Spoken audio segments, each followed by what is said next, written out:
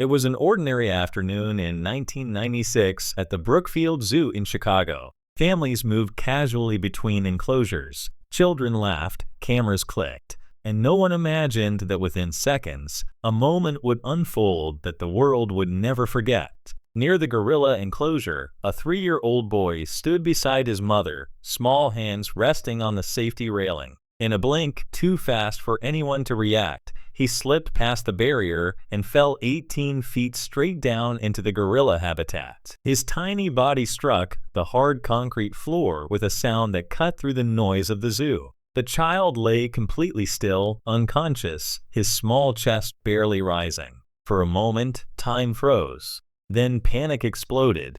Screams tore through the air. Parents grabbed their children. Some people covered their eyes, unable to watch what they believed would come next. Inside the enclosure were massive gorillas, animals humans had long feared, animals known for strength powerful enough to crush bone.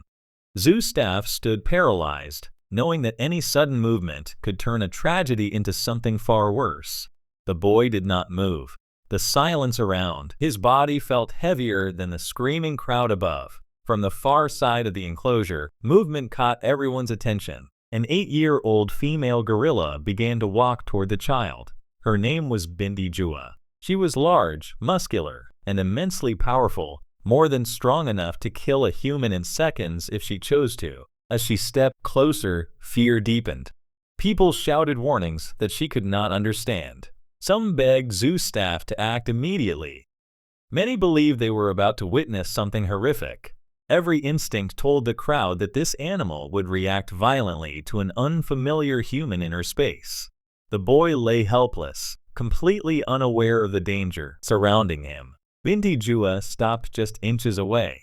She looked down at the small body on the concrete. The tension was unbearable. This was the moment everyone expected chaos, the moment fear had prepared them for. But instead of aggression, something else appeared in her posture.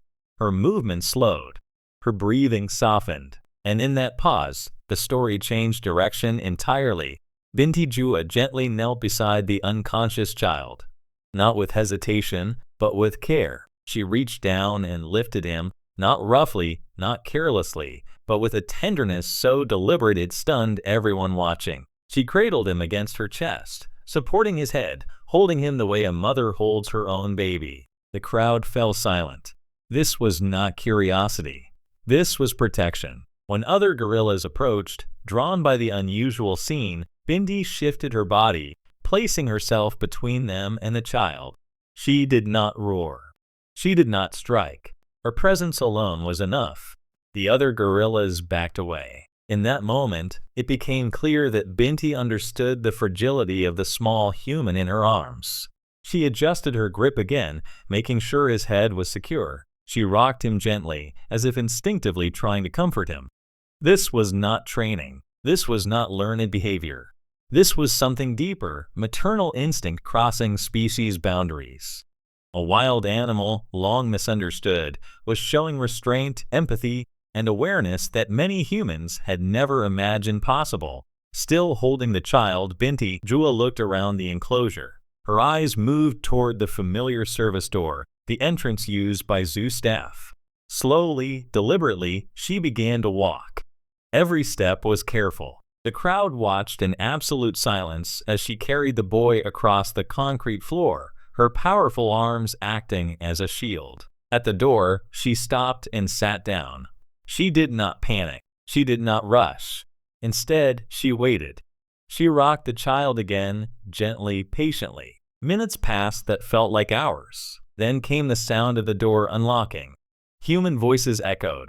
Binti responded immediately. She leaned forward and carefully placed the child on the ground, positioning him safely. Then she stepped back, clearing the space, making it possible for humans to enter without fear.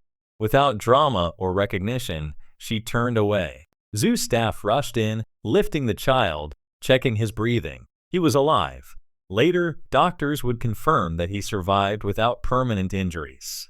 Against all expectations, intelligence had spoken without language, compassion had acted without instruction, and trust had crossed the divide between species.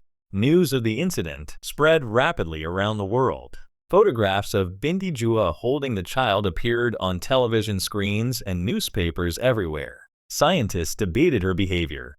Psychologists analyzed her instincts. But ordinary people felt something simpler and deeper, a shift in belief. This was no longer just a story about a zoo accident. It became a story about how wrong humans can be when fear defines understanding. Binti Jua emerged as a global symbol of empathy, restraint, and intelligence in animals. She had not acted out of training or expectation. She made a choice to protect instead of harm, a choice to trust humans enough to return the child safely. In a place of concrete and steel, it was not humans who showed the greatest humanity that day. It was a gorilla, and her quiet act left behind a message that still echoes today. Compassion is not owned by humans alone.